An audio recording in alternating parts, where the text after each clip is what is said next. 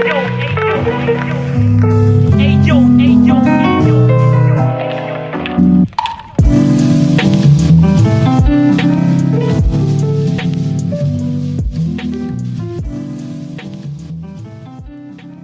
project is a no-profit foundation about visual art and photography. If you want to help us, just drop a donation on buymeacoffee.com/BerlinExplorer. So, welcome to 50 Minutes of Experience. Today I'm with Vanessa Gonzalez. Ciao, Vanessa. Hi. So, if you can introduce a bit about you and where are you from, where are you now, and some information in the base of you will be nice, that we can go after that more inside of your photographies. Sure. Great. Thank you.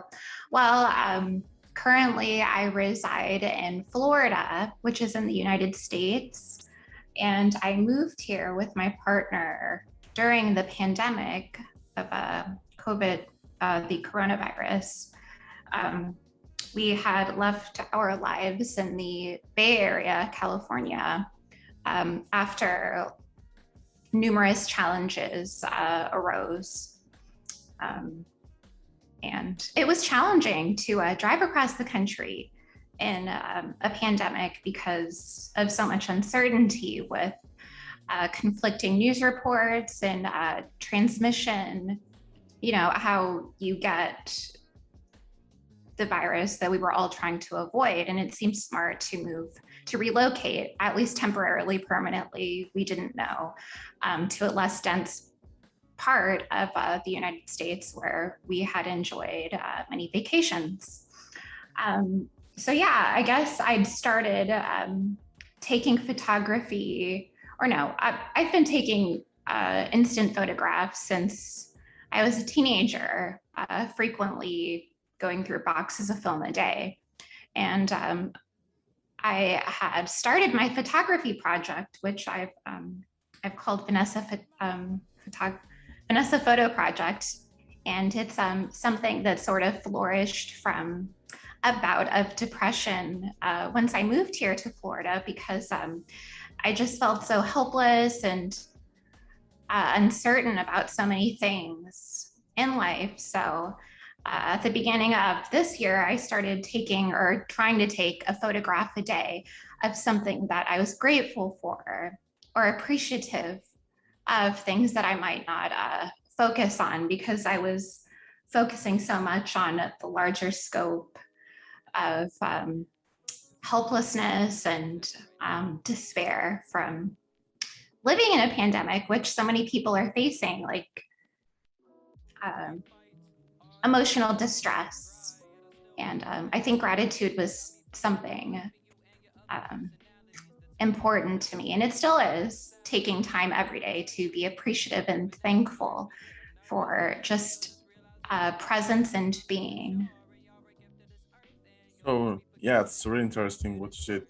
So I was seeing that you also did an interview with lomography, and I've read, and it's really interesting. And I wanted to know I wanted to ask, why did you start with the instant to doing this project, and I don't know, why not with digital? Why not with other format?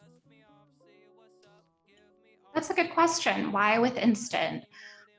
Well, it seems easy because I can take I have a cell phone that houses thousands of images of nondescript, non-personal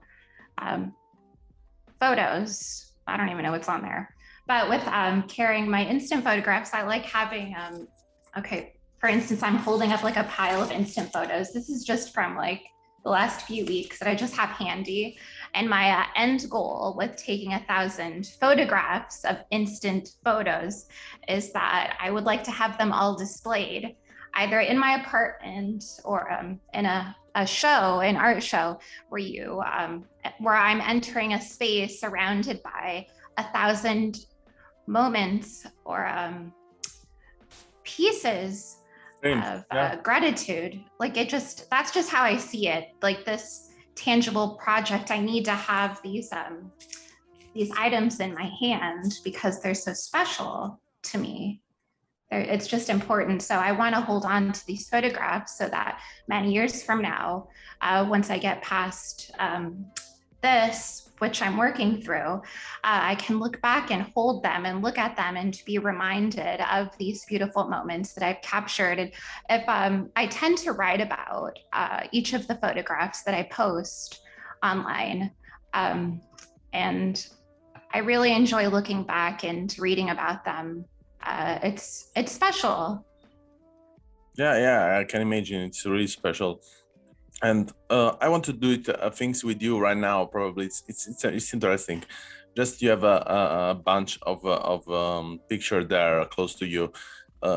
Can you take one randomly and just tell me what else you see in this picture and what remind you, what was the experience taking this picture, and yeah, we can just have a bit of flow of thinking on. Great. Yeah. Let me open up. I'll go to my last one. So I was just in San Francisco. I had to go home to see my mom. And my last photograph was photograph 170, posted September 13th. And it's an image of the sun setting over the Pacific from Ocean Beach in San Francisco, where I've spent many evenings watching the sunset. And I returned home to, I happened to catch these two young adults climbing a rock. And then I just watched them and they stood watching the sunset just as all of us were. And it was a really beautiful moment. It was also aesthetically, it's a lovely picture. I quite like the color of sunset very much. So it seems to be something that I photograph often. But I mean, I could read it, or I mean, I've described the image, but if you'd like me to read the description, I'm happy to. We can try to doing that with the other two picture. Will be really particular, because I think yeah, it's kind of you know, grabbing on some frames, different frames. Yeah. I also have the image before that was of a large crystal that I'd visited often. But what I will most of doing these is just more than watching your picture, just grab just all the two casually, you know, randomly. Don't watch them, just take two. Take two. Oh, of my stack next to me. Sure. I have a picture of some flowers from a rose garden that I used to walk through that is special because I've walked through that rose garden many times, and it's a peaceful place in Golden Gate Park. And actually I have a blank image too. My camera it's really amazing that you took one is blank. I take a lot of images that don't come out, and it could be either camera malfunctions or an issue with light, me pointing at something that's too bright. But it happens quite often, and I tend to not post the images. But I did recently, I posted a blank image because it was an imperfect image. And I think that makes it just as fun because it's open for interpretation. And I don't mind mistakes. I mean, life is riddled with mistakes. So if we're not, I don't know, I think it's nice to showcase not only things that work out, but things that also can be seen as failure. I think it's more interesting that way. I think it's interesting to have this collection of white images that don't come out, or black in some cases can be, and can be also a way to watch at them and trying to figure out with your mind what you was trying to capture, no? And when you accumulate many during the time, it's more and more difficult to remind which is one moment and which is another, no? And that this moment they mix up with the picture, and start to be, you know, a lot of moments that you probably wanted to fix, and then you have to reserve inside of your mind, and then you have to search inside of your mind. And Yeah. I think is a nice exercise to also grab on your images in your mind, no? Yeah, I see. I'm very visual. Yeah, I enjoy painting and expression. And I enjoy telling stories and writing. So I think this photography project really allows me to express many modes of creativity in this single lateral project that I'm doing here. What do you think is creativity in photography?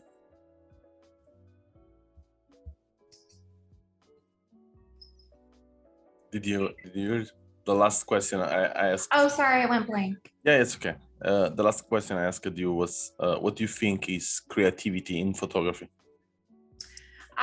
Expression of something interesting or meaningful. That's actually something that comes up. My partner, he teaches photography and we often don't agree on what photography should be. Because I don't think photography has to necessarily be aesthetically correct or pleasing or follow strict guidelines. I think that it should showcase either a story or something important, or even an emotion or a concept, something intangible, something you can't even necessarily articulate perfectly. It's just something that makes you feel. Yeah, I mean, it's this and that. Photography is just a tool, we can say, and is a tool permit you to reserve parts of a moment in your life, and it's really difficult to create in photography. I think even if you create something and then you shoot a picture of, you're not creating photography. You're creating something else that you are then researching and archiving with the tool of photography. And so then photography, I think, is not really a tool to create, but it's more a tool to connect with. That is much more intensive and deepful than creation, because the creative part, it's something that in a way or another is influenced from our way to catch the word, also everything compose ourselves, no? So our creativity is difficulty is really true, but most of the time come always from the post-production of everything we accumulate inside of our mind in experience and knowledges. We cannot practically survive without being influenced from something, because in any case it's an influence. Also the things that we have a parent, also if we have just one parent feed us to survive in this world, we are influenced from that, and we are influenced from the light we see, from the sound we have around, from the energy, from everything, and everything can compose something. And then creativity, that is a word come from an etherical way to think about something doesn't exist, and then to create something. To create means to give a life to something doesn't exist. In a way, exists in photography, in another way not, because in our mind we can think about, okay, we create a moment that no other have seen, and so then we created something. We created something, but is in our concept, in our mind. But when we connect with that photography, that picture, for example, one randomly, we can observe that moment, and I think the real moment of creativity is when we decide what to do with this moment, what to do with this picture, what to do with this fragment, and how we can put this fragment inside of a series of fragments to compose for really something, to create a story. And then there is really good part of creativity, because then you start to realize a story probably, or a line, or a collection, or what else, with all of this frame just you captured from the reality you have in front, no? And I think this is probably, I mean, a lot of people today talk about photography as an art, photography as creativity. I think, yeah, for sure, we can say that. I mean, we can say also the man cutting the meat every day is a creator, because, yeah, he cut in a way no other one cut, and then, yeah, no other one can do it the same cut he do it, because he, you know, there are a lot of details make the moment unique, and then he's also a creator, no? And that was just a metaphor now, but I think this is also a way to don't realize why we do it photography in a way. It's just the justification to don't go over what we do it and go more deeper and realize that what we do it with photography is to searching and researching ourselves in the world, and inside and outside.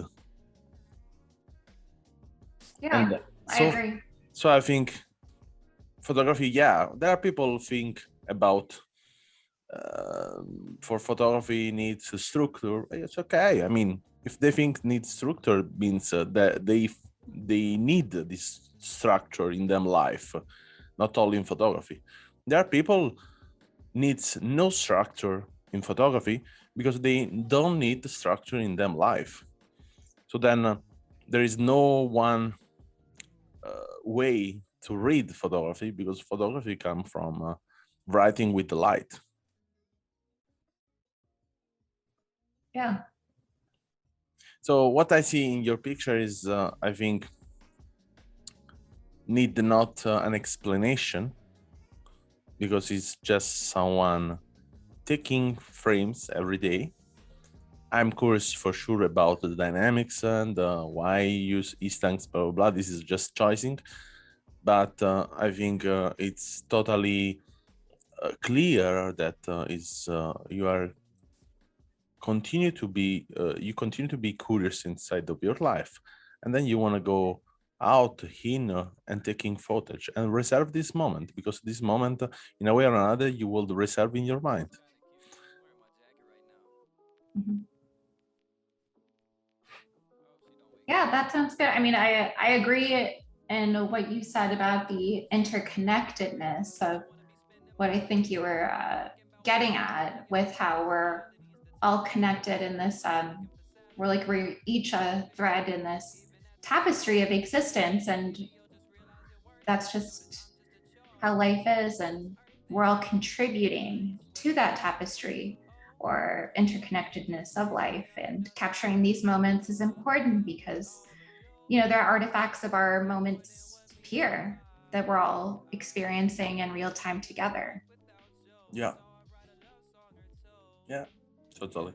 So thank you a lot, Vanessa, for your time, and for everyone want to see the work of Vanessa, they will find the link in the description. And I hope to have another talk with you in the future, and to see how do you will develop the picture and the style and the moment, the creativity in your life. Thank you a lot for your time again, and see you. Yeah, thank you so much for having me. Thank you. Thanks for listening to our podcast. Learn more about our project at allmylinks.com/BerlinExplorer, or visit our Instagram and follow BerlinExplorer project.